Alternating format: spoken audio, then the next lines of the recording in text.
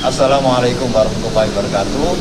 Bapak Ibu yang saya hormati, pagi ini kita berjemur dalam rangka untuk membahas masalah COVID-19.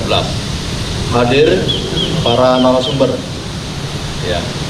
Yang pertama adalah Prof. Dr. Yuyun. Beliau adalah dosen Fakultas Kedokteran UB dan juga dosen UIN Maulana Malik Ibrahim, gitu ya Bu ya. Beliau ahli radiologi. Sebelahnya lagi ini Dr. Ilvidiana. Beliau adalah warek bidang AUPK, warek UIN Maulana Malik Ibrahim bidang AUPK. Sebelah kiri saya Dr. Kristiaji, SPMA ya, EM ya. Beliau adalah dosen Fakultas Kedokteran UIN Maulana Malik Ibrahim. Sebelah kirinya lagi Profesor Hartono, seorang ahli IT, tapi nggak tahu ya pakai bawa plasma ini, apa juga perangkap Profesor plasma. Bapak Ibu sekalian yang saya hormati, tema diskusi kali ini adalah manajemen krisis kasus COVID-19. Mengapa ini kita bicarakan di UIN Maulana Malik Ibrahim? Karena kita ingin bahwa perguruan tinggi harus punya kepedulian terhadap masalah-masalah sosial. Apa sesungguhnya yang harus dilakukan oleh kita semua yang merupakan satu di antara tridharma perguruan tinggi, yaitu pengabdian masyarakat. Maka kita diskusikan manajemen ini, bagaimana kita mengatasi COVID-19 ini. Mungkin dari Bu Prof. Yuyun dulu, mungkin dimulai dari apa sesungguhnya virus corona ini atau COVID-19 ini. Silakan Bu. Assalamualaikum warahmatullahi wabarakatuh. Waalaikumsalam. Perkenalan dulu, nama saya Yuyun. Saya dosen di Fakultas Kedokteran Surabaya, sekaligus di Rumah Sakit Dr. Saiful Anwar. Bidang saya di radiologi, khususnya spesialis neuroradiologi. Mungkin kalau COVID kita semua sudah tahu ya. Jadi COVID itu singkatannya sudah ya, COVID-19, coronavirus disease 19. Kenapa diberi nama itu? Karena ditemukan pertama itu pada Desember 2019. Ya. Jadi kalau kenapa sih virus ini menjadi pandemi? Kan pada 11 Maret 2020 kemarin virus ini sudah dijadikan pandemi itu karena penularannya sudah di banyak negara. Kenapa seperti itu? Karena ini kan virus baru, terus kemudian akut onsetnya itu yang cepat, jadi progresnya cepat. Jadi kalau kita terinfeksi itu progres menjadi buruknya itu cepat, itu yang menakutkan. Dan sebetulnya itu infeksinya memang tinggi, jadi kita gampang terinfeksi, akan tetapi sebetulnya mortalitasnya rendah dan angka kesembuhannya tinggi. Jadi kalau optimis, kalau terinfeksi itu kemungkinan sembuhnya sangat tinggi. Terima kasih Prof. Ini ada Ketua Satgas ya yang dibentuk oleh UIN Maulana Malik Ibrahim, Dr. Kristiaji. Sebenarnya bagaimana dalam mengatasi krisis kasus COVID-19? Silakan. Baik, terima kasih. Assalamualaikum warahmatullahi wabarakatuh. Di sini kami bawakan sedikit gambaran poster. Semoga tampak dari kamera. Jadi sedikit perkenalan, saya Kristiaji. Spesialis saya adalah emergency medicine. 2004 saya pernah ke tsunami Aceh, 2006 ke gempa Jogja, 2018-2019 kemarin terlibat dalam petugas haji, jadi kasus massal. Jadi insya Allah pengalaman-pengalaman itu memberikan kami banyak masukan untuk menjalankan strategi bagi satuan tugas COVID-19 di UIN ini. Oh jadi punya titel relawan ya?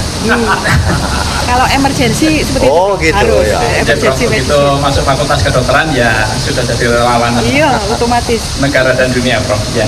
Jadi sedikit ini kami sampaikan gambaran grafisnya. Jadi yang kita sebut dengan bencana itu adalah peristiwa yang mengancam dan mengganggu kehidupan masyarakat yang kemudian memberi dampak timbulnya korban jiwa manusia, kerusakan lingkungan, kerugian harta benda, dan terutama adalah dampak psikologis. Dan COVID ini sudah dinyatakan sebagai pandemi, ya, di mana ini adalah bencana dengan karakter khusus. Jadi kalau biasanya bencana itu karakternya mendadak seperti gempa bumi, longsor itu mendadak, kalau yang pandemi ini progresif, jadi pelan. Jadi puncak masalah itu sebenarnya bukan hari ini, tetapi beberapa hari ke depan. Artinya apa? Artinya kita masih punya waktu, walaupun itu sempit, untuk mencegah supaya tidak sampai ke krisis.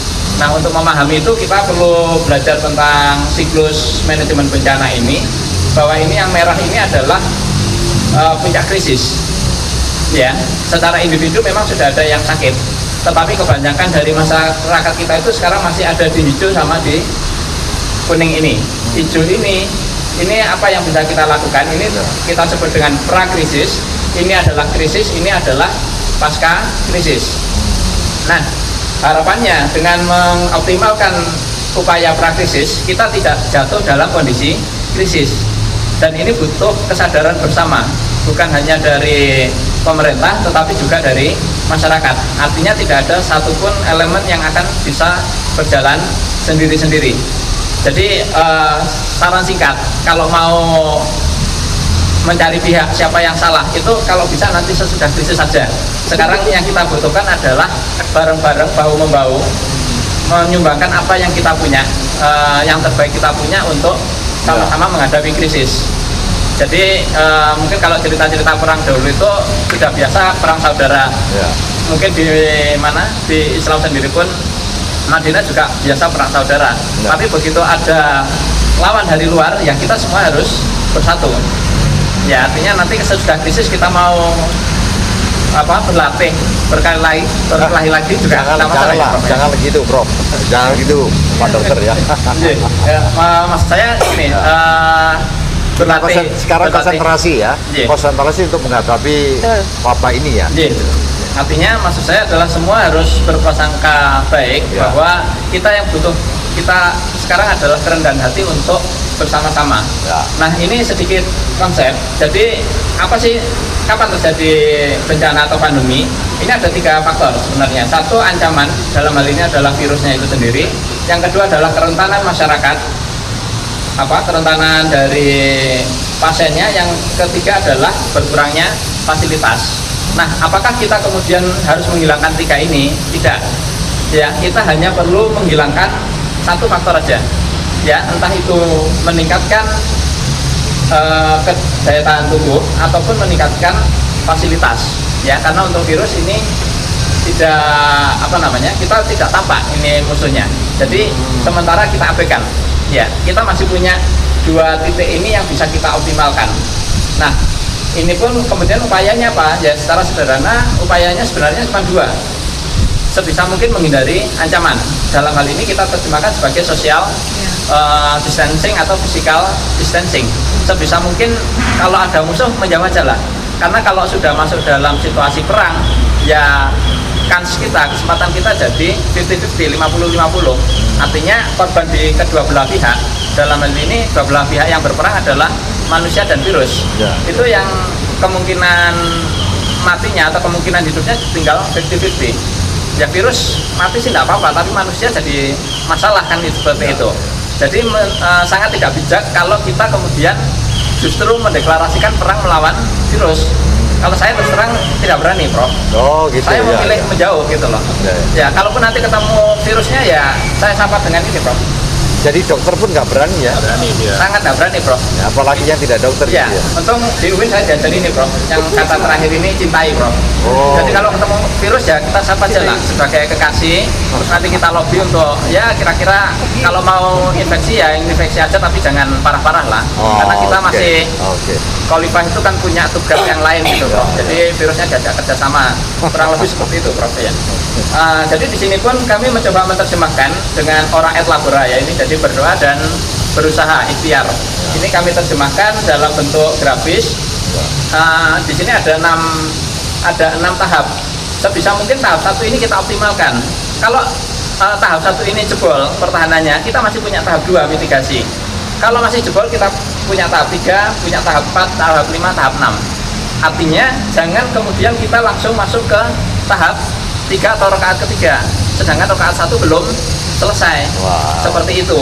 Nah, di sini pun kami coba menggambarkan grafis, karena di UIN juga kita belajar dunia akhirat juga, kita sama sekali tidak mengabaikan berdoa. Malah ini yang utama, bahwa berdoa itu every time, berusaha juga every time. Cuman yang perlu kita lakukan adalah mengatur strategi, kan seperti itu. Sehingga di sini kami gambarkan, Prof, bahwa untuk kegiatan-kegiatan peribadatan ritual yang melibatkan banyak orang, ini kalau bisa lakukan setelah masa krisis lewat, seperti itu. Ketika sebelum masa krisis, kita optimalkan yang ini. Masih banyak ibadah yang pahalanya luar biasa. Di sini minimal yang utama ini kami paling atas adalah taharah, menjaga kesucian. Dan sudah selesai sebenarnya kalau semua orang paham tentang taharah. Artinya ya sudah, pasti akan menjaga kebersihan. Ya sudah, mau tidak mau hidup bersih dan sehat, kan seperti itu. Kemudian juga ada sholat 5 waktu, dan yang paling penting sebenarnya sedekah. Nah, sedekah ini apa? Ya yang dokter mau tidak mau, sedekahnya adalah nyawa dan martabat, kan seperti kalau itu. nyawa jangan dulu lah. Tahu yang kami pahami, Prof. Jadi di sini sedekah, zakat, mungkin ini waktunya memang untuk dari UIN sendiri untuk menginisiasi, dan dari kami pun juga untuk menginisiasi itu, walaupun masih skala kecil. Kami berharap di sini ada penempatannya masing-masing. Ini saya kira yang kita perlukan saat ini. Saya kira untuk sementara itu dulu, Prof. Ya, dari Dr. Isti Haji tadi, saya pikir luar biasa. Di sinilah representasi dari seorang dokter yang mengintegrasikan ilmunya dengan Islam, ya. Mudah-mudahan beliau bisa lebih banyak mengeksplorasi dan mencoba untuk mendekati semua penyakit termasuk virus dan sebagainya dari pendekatan agama. Apalagi tadi Prof. Yuyun juga menambahkan, sebetulnya mengapa sih harus 14 hari gitu ya? Kita kan nggak tahu apakah ini angka keramat atau yang lain ini. Ya, alhamdulillah. Bapak Ibu yang saya hormati, sekarang ini kita berikan kepada Wareg 2 sesungguhnya apa sih yang dilakukan oleh UIN agar kita bisa terhindar dan bisa memberi edukasi terhadap masyarakat. Silakan. Terima kasih Pak Moderator. Bapak Ibu, tadi Ketua Satgas kita, Dr. Kris sudah menyampaikan bahwa COVID-19 ini adalah sebuah bencana. Kemudian Prof. Yuyun juga menyampaikan bahwa COVID-19 ini adalah pandemi yang sudah penyebarannya mendunia. Nah, kalau dalam menghadapi bencana, tentu kita bicara tentang resiko. Resiko dari pandemi atau bencana ini sangat tinggi kah, sedang atau cukup atau sangat rendah. Nah, ini kita kalau lihat rumusnya, kalau kita lihat rumus resiko itu adalah ada ancaman, ada kerentanan dibagi dengan kapasitas. Nah, tadi disampaikan ancamannya apa? Karena COVID ini menjadi pandemi, maka ini sebuah ancaman. Kemudian kerentanan itu ada satu kerentanan fisik, seberapa jauh sarana prasarana ini memadai untuk proses isolasi dan penyembuhan. Kemudian yang disediakan oleh keluarga, masyarakat maupun pemerintah, termasuk di sini UIN. Kemudian yang kedua adalah kerentanan sosial, termasuk tadi yang disampaikan Prof. Yuyun, yang saya tangkap usia semakin tua juga semakin rentan. Hati-hati, Prof. Saya masih muda ya. Kemudian juga perilaku. Nah, social distancing ini merupakan perilaku dari masyarakat kita. Kalau kita lihat kesadarannya seperti apa, sudah dianjurkan untuk social distancing, tapi masih aja kumpul-kumpul tanpa ada kewaspadaan yang cukup. Nah, kemudian ada juga kerentanan ekonomi. Seberapa besar kemampuan masyarakat menghadapi pencegahan COVID ini. Yang terakhir adalah kerentanan lingkungan dari alam, udara, cuaca, ini merupakan kerentanan alam. Nah, karena itu dari ancaman pandemi tadi, kerentanan dari 4 yang ada tadi, Maka supaya risikonya kecil harus dibagi dengan kapasitas atau kemampuan yang tinggi. Misalkan kalau ancamannya nilainya 10, kerentanannya nilai 10, 10 kali 10 100. Kalau dibagi 10 kemampuan kita, maka resikonya masih 10. Bagaimana resiko ini menjadi 5 atau menjadi tidak ada? Maka kemampuan kita lah yang harus kita gali. Nah, berangkat dari situ, UIN sebagai PKBLU, sebagai perguruan tinggi yang sudah BLU, mempunyai anggaran yang cukup dan cukup fleksibel dengan aturan-aturan yang ada. Maka anjuran dari Presiden untuk relokasi atau refocusing untuk pencegahan COVID ini kita sangat bisa. Yang kedua adalah warga kampus kita ini filantropinya cukup tinggi, Bro. Oh iya. Ya, jadi kalau penggalangan dana yang sudah dilakukan oleh LP2M itu sangat masif dan sangat strategis. Sehingga dari kemampuan ini yang kita miliki inilah yang harus kita tingkatkan. Ya. Tadi kan ada kemampuan masyarakat rendah, beli sanitizer aja sulit. Apalagi beli bilik kafi itu nggak bisa. Nah, maka yang harus kita lakukan adalah mengurangi kerentanan dan meningkatkan kemampuan. UIN Malang tadi dari sisi anggaran dan penggalangan dana untuk apa? Nah, ini kita siapkan untuk masyarakat, khususnya warga kampus, dan selebihnya adalah masyarakat umum. Kita Terutama sudah, yang berdekatan dengan kampus ya. ya, Desa-desa sekitar atau masyarakat di sekitar kampus ini yang ya. harus didahulukan karena keluarga yang harus lebih dahulu dijaga yang terdekat. Nah, setelah yang terdekat sudah kita bisa bantu, maka yang sekitarnya lagi dan yang lebih jauh lagi. Atau mungkin bisa disebutkan misalnya apa sih alat itu yang disebutkan kafi itu Ya. yang dibuat Jadi oleh UIN? pertama kita sudah produksi massal tentang sanitizer yang dibagikan kepada santri ma'had, kemudian juga kepada dosen, Ya. kepada tendik dan juga kepada masyarakat sekitar kampus. Karena kemudian kebutuhannya tidak untuk itu saja dari masyarakat, maka teman-teman dari Satgas yang sudah dibentuk oleh kampus membuat alat yang bernama KAFI atau kabut antivirus. Kelebihan dari KAFI ini adalah bentuknya tidak berbentuk spray, jadi nggak kayak shower sehingga ada basah-basahnya dikit, tetapi bentuknya gimana caranya kita masuk di situ seperti di spa, hanya kabutnya saja dan baunya harum, Ya. ada aromanya, sehingga kita masuk di situ nggak stres. Sekalipun hanya 20 detik. Nah, ini kelebihannya bentuknya seperti uap. Oke. Ini pertama kita untuk kantor kita dulu, Ya. di mana warga kampus yang masuk di sini semuanya aman. Harus masuk dulu ya. Harus masuk di Ya. bilik Termasuk kafe dokter dulu. juga ya. Sekalipun dokter. Oh. Nah, kemudian akan didistribusikan ke kampung sekitar. Ini masih produksi. Kemudian ke masjid, karena Ya. masjid juga tempat ibadah, tempat berkumpulnya masyarakat. Sehingga disitulah kontribusi UIN akan bisa kita lihat dan bisa dinikmati oleh masyarakat. Ya, oke. Selanjutnya nanti akan ada screening mobil seperti yang ada di depan ketika habis masuk pintu gerbang. Semua mobil yang lewat akan di screening dengan uap juga. Ya. Pintu kaca dibuka sehingga uapnya juga bisa masuk ke mobil sehingga orangnya nggak perlu turun seperti sekarang. Wah, luar Ini biasa ya. Luar pengembangan biasa. yang terus akan kita lakukan, Ya. inovasi dari teman-teman Ya. saintek, dari Fakultas Kedokteran. Ya, ya. Ini dan semua Bapak Ibu. Ya, tepuk tangan ya. Dan ini untuk 3 kampus ya. Kampus 1 di Kampus Sinoyo, 1, kampus 2 di Arang-Arang dan kampus 3 di Prejen. ya. Dan juga akan diberikan kepada masyarakat yang terdekat ya. Nah, ini hebatnya UIN, Bu. Ya. Saya kira lebih baik di UIN ya. Ya. Bapak Ibu yang saya hormati, apa yang disampaikan oleh Bu Warek 2 tadi, UIN sebagai lembaga pendidikan tinggi diharapkan untuk mempunyai kontribusi dalam rangka untuk menangani masalah COVID-19 ini. Dan telah dilakukan itu, baik langsung maupun tidak langsung. Hari ini kita memberikan pencerahan terhadap masyarakat agar kita berhati-hati. Itu ya, Prof. Yuyun, Pak Dokter ya.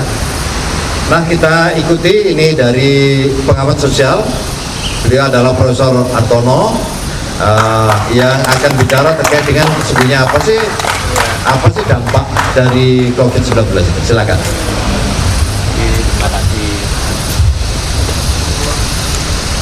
Oke, terima kasih. Assalamualaikum warahmatullahi wabarakatuh.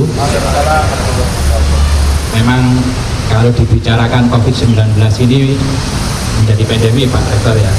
Tapi kita tidak bahas tentang sosial lain karena kita adalah dari sains dan teknologi. Nah, terutama dari pasca sarjana. Saya adalah orang data science, Bu, ya enggak. Dan melihat daripada virus ini sebenarnya adalah, kalau saya lihat karena saya bukan dokter, saya dari ilmu komputer, virus ini sebenarnya lama sebenarnya, gitu. Itu adalah, kalau tidak salah itu adalah dari coronavirus, gitu. Coronavirus. Makanya kalau saya lihat itu adalah dulu itu adalah kalau orang bersin mau flu itu kelihatannya kena virus ini. Kalau saya cermati ya. Nah, karena saya juga dulu sering luar kota kok terjadi seperti ini model itu. Saya lacak coba ke website itu, kenapa kok ini terjadi model itu. Virus itu adalah namanya adalah protein spike. Ya, mungkin saya tidak tahu juga karena saya juga tidak biologi. Protein ini adalah kalau lepas maka dia ini adalah akan menginfeksi. Kalau saya dulu itu sudah bersin-bersin terus. Termasuk Profesor juga kena infeksi? Juga, dulu sering kena gitu model. Luar kota itu saya mesti kena gitu. Saya coba untuk buat satu plasma, Pak. Namanya adalah megaplasma. Kenapa kok harus plasma gitu? Kenapa kok virus ini terjadi? Mungkin adalah kehendak Allah. Kalau tidak Allah tidak mungkin. Yang kedua adalah karena ya ulah manusia. Yang jelas kalau udara ini adalah ionnya sudah turun, maka virus ini akan bergerak. Model gitu. Nah, saya berpikir bahwa berarti ruangan saya perlu ion ini. Saya buat namanya mega ion ini. Mungkin bisa dilihatkan ya. Ya. Oh. Ini mega ion seperti ini. Ya. Nah, tapi belum. Nah, mega ion. Nah, ini adalah satu petir yang mana kita putar aja petirnya.